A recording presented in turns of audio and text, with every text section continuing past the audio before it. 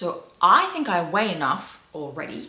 I've gained enough weight, or I'm at my weight that I was at when I last had my period back. So it doesn't feel right that I might have to continue gaining weight, and I'm confused and I need help. This is a very common weekly question.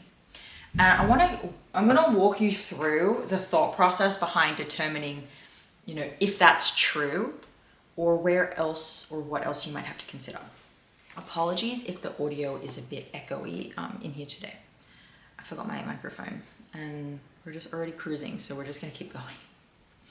All right, so you've gained weight, you're at a weight that you just feel intuitively is enough, or my sister weighs this much and we're so similar, and so I think that this might be enough, and other things that are common thought processes are, well, if I just knew for sure I had to gain more weight, I'd be more comfortable. But because I don't know for sure, I'm not as comfortable. And so now we get stuck. This is so normal. Okay. My story, I am 5'4", and I started, before I ever started dieting, like when I had a healthy menstrual cycle and all that good stuff, I was 72-ish kilos, which I think is like 165 pounds, something like that. And I started dieting and I lost my menstrual cycle somewhere in that. I tell the story on my channel there, you can see, and we'll come back to why that's a good video to watch if you haven't watched it already. But I lost my period somewhere on a journey where I would typically sit around 69 kilos. And I did get as low for about 2 minutes as 61 kilos, 63 kilos, fought really hard to be at 65, but my body was just always sitting somewhere around 67 to 69, depending. And I was just macro tracking my face off. I could not get out of a binge restrict cycle, and I just could not really easily lose weight past that. And I did not have a menstrual cycle at any of those weights. So I never really identified as someone who was smaller. I identified as someone who was in a larger body, and that's just how it was going to be for me. So actually for me, the journey of coming to terms with, I'm gonna have to gain weight to get my period back, and it's probably gonna be an amount of weight I'm uncomfortable with, was actually easier for me to come to terms with. It wasn't easy to do. I was upset about it, but I never really sat in a point of denial of like, okay, well, I think this is enough for me. I was very aware that my habits and behaviors around food, obsessive calorie tracking, watching the clock for when my next meal was going to be, I was always body checking, I was always weighing myself, I was working with a macro coach, all these things. I knew that a lot of it was the consistent restriction and not necessarily just my weight. So I decided that I was going to accept my body how it was, because I put health over how I look. At the end of the day, I had always said I put my health above how I look, and I was going to stay in integrity with that. I had learned that I was confusing health with weight loss. They were different things. I had to have my ego die and decide, okay, I'm gonna go this route. I know people talk about set point theory and things like that. That's probably not gonna happen for me, because I've always been this particular weight, and so let's just go for it. And I'm gonna find out who I am and what my personality is and what else I can contribute to the world without being super thin. Fine, whatever. But so many other women, so many of you will resonate with that. And then there'll be a group of you who don't, who have always been thin, or maybe you had a menstrual cycle at a lower weight and now you don't, because maybe now it's been a lot of time past, or now you're postpartum or something like that. There'll also just be some of you who just feel like, this isn't fair. This is how much I think I should weigh, and I shouldn't have to go above that, and this seems ridiculous. So the first thing I want to point out is that thought process of like, this just doesn't seem right, this doesn't seem like I should have to gain more weight, on one hand, that's society talking. That's, you expecting your body to have a special exception for how the rest of the world views that you should look. Right? But the thing is, like, I don't have a hotline to your body. I can't call it and be like, oh, hey, did you know that Sophie, Stacy, Amy, Sarah, Carly, that she like is living on Earth where everyone else is really thin, so this whole you needing what you need to menstruate thing is like not really fair, and can you please create a special circumstances exception? Like, we can't do that. We can't. If we could, I'd be making serious cash money. Part of you needs to check the story in your head that you might just want it to, you just want your body to know that this is enough, or feel like this is enough. And that's just what you want, and that's not really based in reality. Okay. I brought up my recovery story video earlier. If you haven't seen it, I made that video several months after being recovered. So I am in my post-recovery weight gain body at that time, and I want you to go and watch it. I want you to go and pause this video and go and watch it, or watch it when you are done with this one. And I want you to see how different I look. I am no longer at that weight, okay? Not everyone will reach set point weight, or not everyone will have lost the weight that I have lost.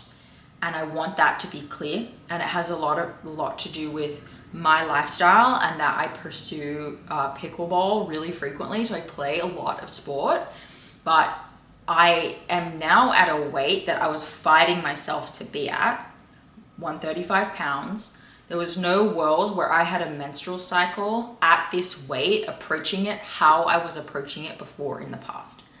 How you have been approaching weight loss has been the problem, and so you have to change that.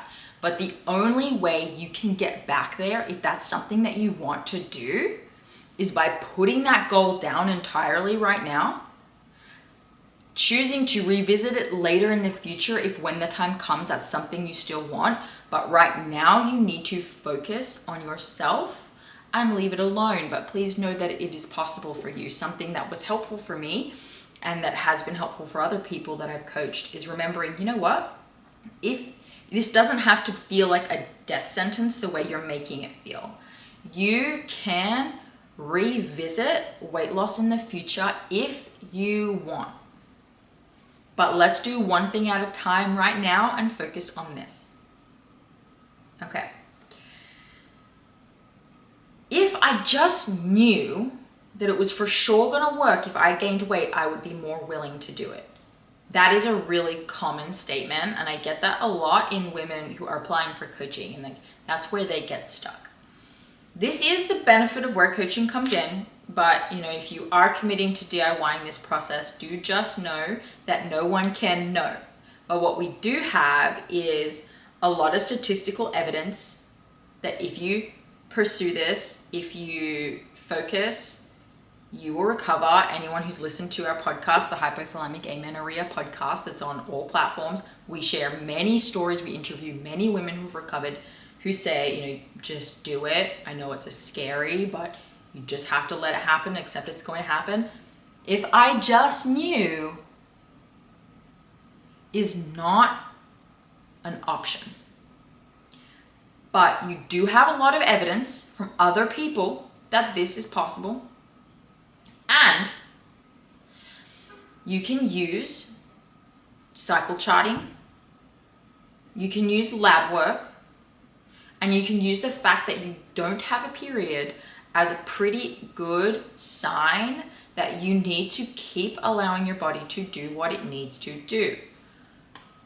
This is not, like our program, the way we operate at the HA Society, where this is not a weight gain program. We do not have women gain weight in perpetuity until they finally recover. But you cannot avoid, you cannot try to actively not gain weight. And anyone who tells you that or tries to sell you on that is selling you a lie to get you to buy. It is not in integrity because you cannot determine what someone's body needs individually to heal. Just because someone was able to get their period back without gaining a lot of weight doesn't mean that's everyone else's reality. For many reasons, and it's a different video for a different day. But though we are not a weight gain program, we do not promise that people will not have to gain some weight by proxy of eating like a normal person and leaving their body alone. This can be difficult for a lot of people, but this is just the truth. So some of the ways that we guide people and recommend women use these tools going through recovery as a way to continue moving forward are as follows. Charting your cycle. I already went over these, but charting your cycle, confirming by lab work whether or not you have a period, and the statistical likelihood that you will recover. I cannot stress enough. That's why I am repeating them and not just letting us glaze over them, brush over them quickly in this episode. You can get your menstrual cycle back by just eating and waiting, sure. But many things happen in between to let you know if you are actually progressing, moving forward and getting closer, or if you're stalling out. And what tends to happen is that women make some changes that they're typically more comfortable making. Maybe you increase some food, maybe you decrease some exercise, maybe you completely remove some exercise, but because of that massive shift, you're still holding on to some food rules and you're unsure, have those been enough changes? Should I wait and see, or do I need to maybe make some more changes? Using charting, this is what we do with our clients. You can see if you're producing estrogen, if your metabolism is in range or not, if your bodily functions have the general energy intake that they need to turn on. And then we wait certain amounts of time to see if those symptoms then improve. Does this improve? Does that improve? Does blood pressure improve? Does hair growth improve? Does mood improve? Does libido improve? Does appetite change? Do we see more cervical mucus? Do we see less cervical mucus? Are we seeing the same symptoms with nothing changing and no ovulation and no period for a long time? If so, then the answer is no, this has not been enough. And it may not be that it is not enough weight gain, though it could be, because every individual woman has certain body fat percentages required to turn these systems back on that are individual and unique to each of you. So you can't compare one person's to another, but these things do have to be in place. So you may have to be eating more than you think is intuitive. You may be full and still not menstruating, and you've been feeling full for X amount of time, and it's possible that you feel full on a smaller amount of food because you haven't allowed your appetite to actually adapt, because you actually need more food. So we do have clients who were just talking about this in the Restore program call yesterday. You might struggle with your appetite and you're eating more and you can't get it down, but you actually are still not eating enough. And so your body is not yet able to basically make the request for more food, right? To up your metabolism, you need to eat a certain amount to allow your metabolism to switch on to that next gear to request more food. Long story short, there's a possibility that you think you're eating enough, but you're not. Or you think you're eating enough of certain things, but you're not. Or you're eating more, but it's more foods that specifically make you feel safe. You may be eating 2,500, 3,000, 3,500 calories. That's really common. People will email me and say, I'm for sure eating about that much. And I'm like, okay, cool. Well, is that because you're tracking? If they are tracking, that's a clue. If they're not tracking, that's a clue. If you are tracking, why? If you're guessing that's how much you're eating, how do you know that? So it's possible that simply how much you're eating, like how much you think you're eating doesn't matter. You just need to eat more, or you need to eat in a different way throughout the day, or you need to change your ratios of carbs, protein, or fat, or you're trying to recover, but you're still holding on to certain rules like fear of carbs. Ooh, I'm not working out as much anymore, so why would I eat a lot of carbs? Or you're not eating protein, or you're not eating fat. You've just increased more of the diet foods for the things you were safe with. And of course that's going to feel like a lot, but it may not be. And so you're not gaining weight, or you are gaining weight and because you are eating more calories, but there's so much restriction around it that you're not making progress. These are all the different combinations we see, and they're all legitimate. So when we're going through this with someone, we're looking at, okay, well, which flavor of issue are you? We put 2 and 2 together and figure it out. So again, this belief that you weigh enough now and this must be something else, you need to look at more closely. Is that a bias thing that you are telling yourself? Is it true, but also you don't have a period, so like it's not that true? Meaning you have gained a good amount of weight and everyone would agree with that objectively, and you still need to gain more. And the last thing I want to say to you guys, some of you have gained a lot of weight and you're still in a small body. Right, so I am someone who was in seen as a normal body and had to gain even more to recover. Many women reach out panicking when they're at a weight that I was at when I had HA. Right, they're so used to being 110 pounds that being 125 pounds is like so scary. Right, or 120 pounds, but now being 140 pounds is so scary. When there are those of us who lost their period at 140 pounds and needed to be up to 165. So it looks different for everyone. And the theme here is that you need to stop looking at what do I weigh and how does this make sense for where I'm at?